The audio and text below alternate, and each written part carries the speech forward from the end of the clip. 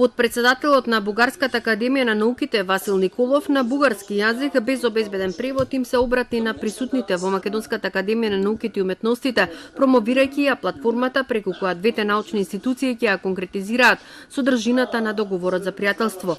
Ќе се реализираат заеднички проекти, трудови, промоции, научни расправи.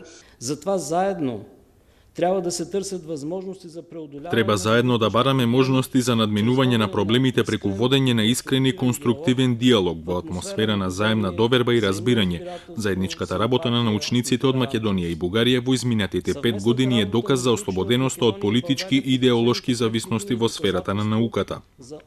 Договорот ќе го спроведува меѓуакадемска група по 5 членови од двете академии. Според академика Таки Фити, тој ќе го отвори патот за наше интегрирање во ЕУ и НАТО.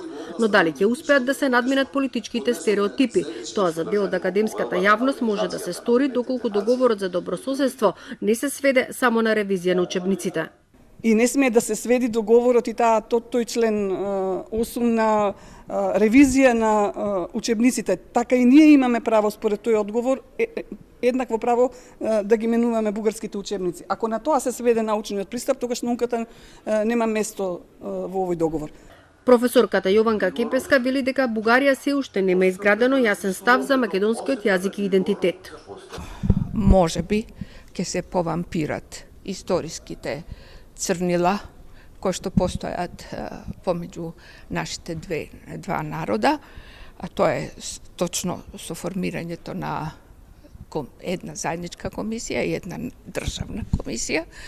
Ако тоа во тие комисии не се пристапи на вистина на еден научен јазик.